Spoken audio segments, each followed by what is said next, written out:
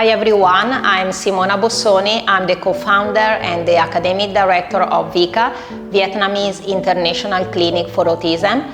I'm delighted to accompany parents to the VICA Clinical Talk series, Rethinking Education for Kids in the Spectrum.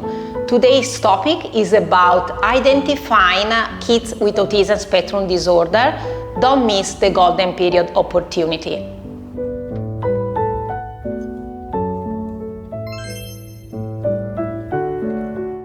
Another very important red flag is that kids in the spectrum prefer and focus more on objects rather than people. That is exactly the opposite compared to the neurotypical kids. So a child usually prefers interact and focus on the people around him. And we have a very typical example at the birthday party. When we watch the videos of the kids in the spectrum, very often the child just focuses on the cake or focuses on the candle. But if we observe the videos of the neurotypical kids, they often look for the parent, look around all the guests at the birthday party. So this is very specific. So they tend to focus more on objects rather than on people. They may have delay in babbling and also in speaking, and also they may have delay in what we call nonverbal communication. So using the gesture to greet, for example, or to pointing in order to ask or in order to share something interesting. And also the behavior is pretty weird. They may walk on the tiptoes or engage in repetitive activities like spinning on themselves or running back and forth, putting objects on a line or spinning the wheels of the cars. And also from the sensory point of view, usually they have some strange fascination, for example, for some sound or for some light. And also they have some avoidance, like most of them are very picky, very selective with the food, or are very sensitive with loud and sudden noises, and they have to cover the ears. And another red flag is the lack of imitation. So a very young child usually learns through imitating the others, in particular the adults. This is something the kids in the spectrum don't do very often. A child that appears very quiet or extremely independent may look like a typical child, but may be in the spectrum because it's much easier for them be quiet or be independent rather than ask for help. So when we have an extremely quiet child or an extremely independent child together with some other red flags, we may pay attention. Also, when a child is late to talk, especially if it's a boy, we may think he's just a late talker, but we need to remember that a child that actually is late to talk try to compensate using the nonverbal communication, approaching the others, using the gesture, using the pointing, using the facial expression and the eye contact to compensate what he lacks of. Characteristic easy to mistake is about the lack of pointing, the lack of showing interest in other kids or in other people. Parents may think it's just a personality of the child, a child very shy or very reserved. But again, if these characteristics come together with some other red flags, the second opinion of an expert, this is extremely important. And also I want to share with the parents that we have a kind of two kinds of autism spectrum disorder. One that we call early onset. So the signs appear at a very early stage, sometimes already when the child is 6 or 9 months old. But we also have a regressive kind of autism spectrum disorder. So we have some kids that apparently they develop normally until 18-24 months. Then they start losing skills they gain, in particular in the social communication area. So maybe they used to have the eye contact and they lose, or they used to speak some words or some sentences and they start losing. In case of the regressive autism, when a child loses some skills around 18-24 months, sometimes is in the coincidence with the important sickness, but sometimes we don't have any important happening. but in both cases of regressive autism or parents notices sign at the very early stage, they may refer to a specialist to make sure to detect all the concern on time and to start the intervention at the very early stage. Here at VICA, we offer screening program starting from 12 months old of the child, but we can support the parents even earlier in case of very important sign of concern. For example, because they have already another child in the spectrum and they recognize that the newborn is showing some red flags. And we usually observe the child 2 times to give the child the chance to better get used to our environment and to us, and to show the best characteristics, the best skills. And we combine 2 different kinds of screening tools. One is specific to detect autism spectrum disorder, and the second one is more generic to assess the development in every areas of the development of the child. And after the screening, we score everything and we give immediate feedback to the parents. And what's very important, we recommend what to do next. If proceed with the diagnosis, but most of the time is if actually the screening is positive, to immediately start with the early intervention. And at this stage, so when the child is very, very young, we have a quite intensive, so at least 1 hour a day, plus the involvement of the parent through some session of parents coaching. Actually, when a child starts the mainstream preschool, some of the signs may become more evident, because at the preschool the social environment is more complex with more people, more peers, more rules to follow.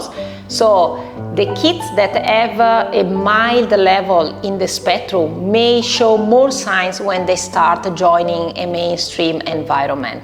In particular, from the social interaction, they may tend to play together, or they don't know how to engage in back and forth activities, or again, they struggle to participate in a group.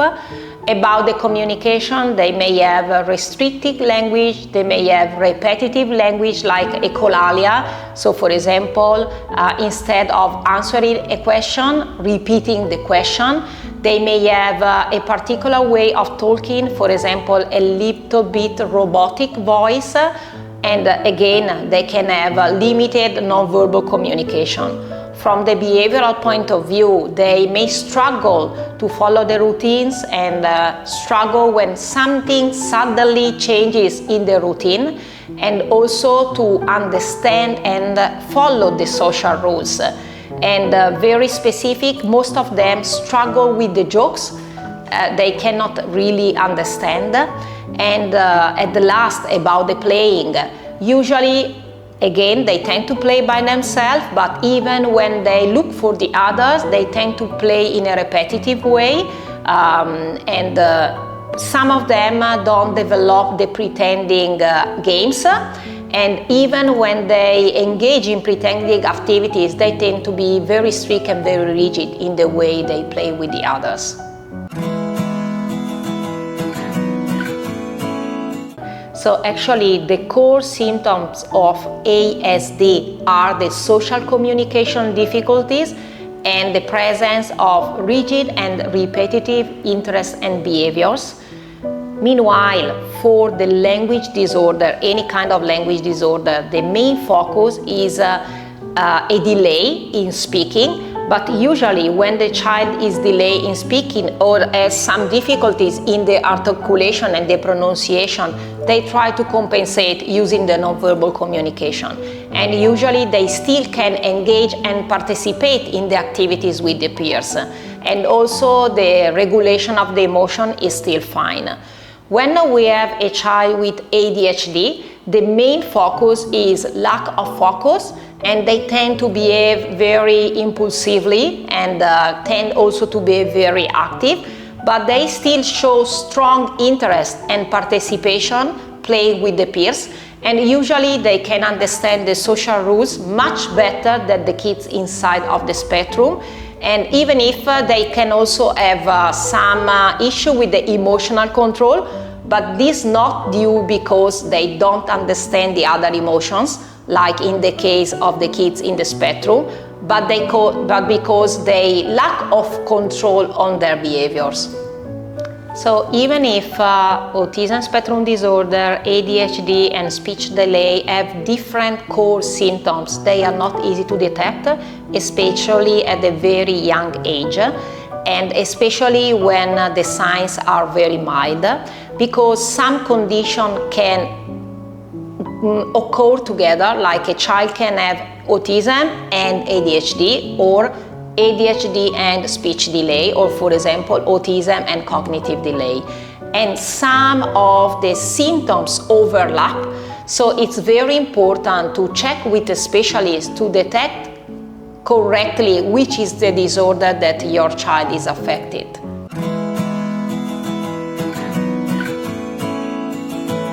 First, we have to say that boys in the spectrum are much more than girls.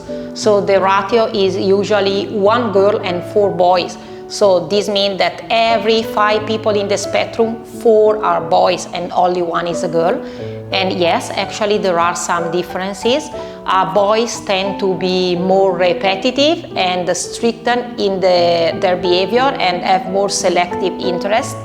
In general, girls tend to mask a little bit more, so means that they recognize they struggle in some areas, for example, the social communication, and they control their behavior because they recognize it's a little bit weird compared to the other, and copy what the other girls do in order to appear normal. So actually, it's especially when the kids grow up, I'm thinking about teenagers, is much more difficult to diagnose a girl compared to a boy because of their masking, so because of their trying to be as normal as possible, and even when they don't understand the meaning of a behavior or the meaning of a social rule, try to follow the rule in order to fulfill the social expectations.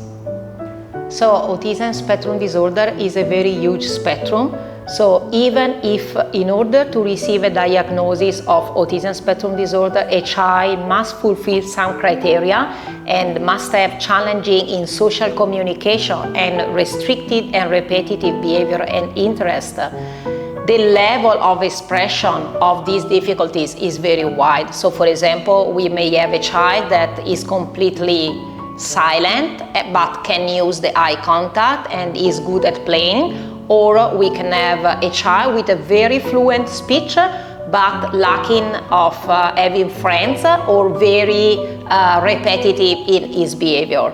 And as we say before, it's not easy to identify and distinguish ASD, ADHD and language delay, because sometimes they occur together and sometimes some symptoms overlap.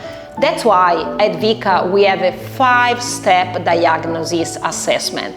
In the first step, we meet the parents and the child and we collect the anamnesis of the child, all the relevant developmental information, the medical information, and previous reports, if any, and we start playing with the child and to take note of some characteristic of the child. If actually the child has some concern inside the autism spectrum disorder, we go through the next 4 steps. So the second step is the clinical evaluation. So based on the age of the child, we adapt the session, but usually is a play-based assessment where again we play with the child, giving some leads to the child, but also following some leads coming from the child. And this is the second time we meet the child, so we observe if any changing in their behavior or in the communication. The third step usually is the ADR interview, that is a very specific and detailed interview to detect autism spectrum disorder, and we usually interview parents or grandparents, caregivers, and the diagnostic protocol focuses on the kindergarten period if the child is older than 5. After that, we have the adults number 2 test. Is a specific test coming from Australia that the main goal is to detect autism from 18 months to the adulthood, and is a play-based again.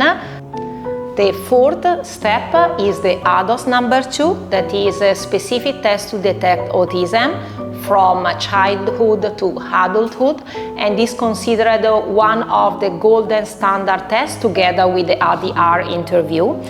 And usually is play-based and is targeted based on the age of the child, but we can also use with teenagers, young adults and adults, and is a mix of question and answer and practical trials. After this test, we score everything. In case of a child, we took the video, we watch again the videos, we do the final report, and then we meet again with the parents to explain about the diagnosis, and most important, support them to understand the strength of the child, the difficulties the child may face, and provide them some recommendation. So actually the most important part is support the parents in understanding what means being in the spectrum, having a child in the spectrum, and what we can do next to support the child and the family.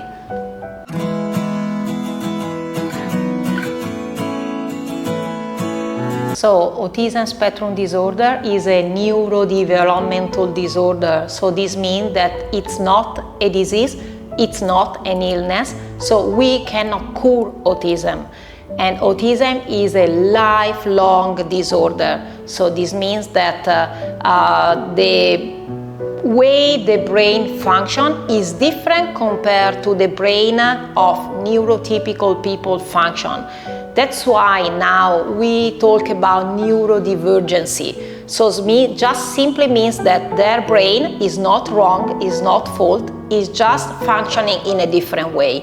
And sometimes they function in a very unique and talented way, but some other, the level of expression is at a lower level. So as educators, our main goal is to support the kids to become the best they can be, respecting their uniqueness, but at the same time providing them with functional skills to cope with the daily life. This don't mean that we try to support the child to become normal. This is not possible, but we support the child in interacting in the mainstream environment with their family, with their friends, and develop functional skills. When I talk about functional skills, I mean if I have a child in the spectrum that is lack of verbal communication, we support about the language, so with the speech intervention, for example. If we have a child in the spectrum very weak about the fine motor skills, for example, drawing, writing, we support about the specific skills. So the intervention need to be very focused on the actual needs of the child and respecting the uniqueness and trying to develop their talents.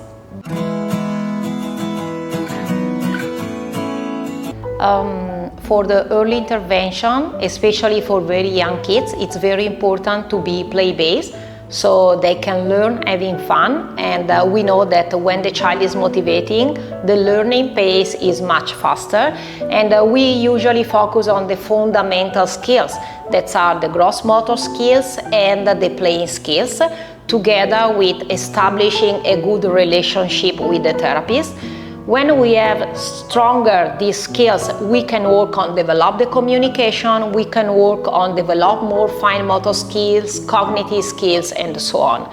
First, we need to work on the fundamental skills. And very important, if we provide the kids with suitable strategies, we will have less bad and challenging behaviors in the future, because most of the challenging behaviors are due to the lack of communication skills. So if the child cannot express himself or his emotion, the only way to support the others understanding him is to behave in a certain way. And very important is to combine the early intervention with the parents coaching for the parents.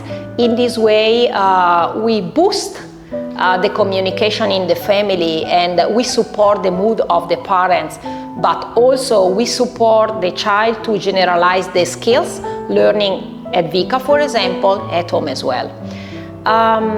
So usually when we have an early and intensive intervention, I may say that the outcomes in the future are much stronger and evident.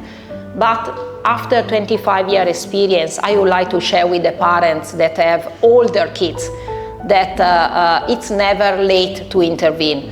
Because in my experience, I also intervene with adults, 30 years old, and still get some successful outcome.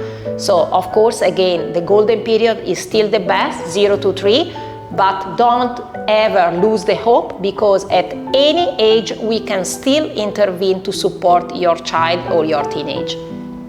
Thank you, parents, for watching and listening to today's videos. To receive other valuable information, please stay tuned for the following episodes.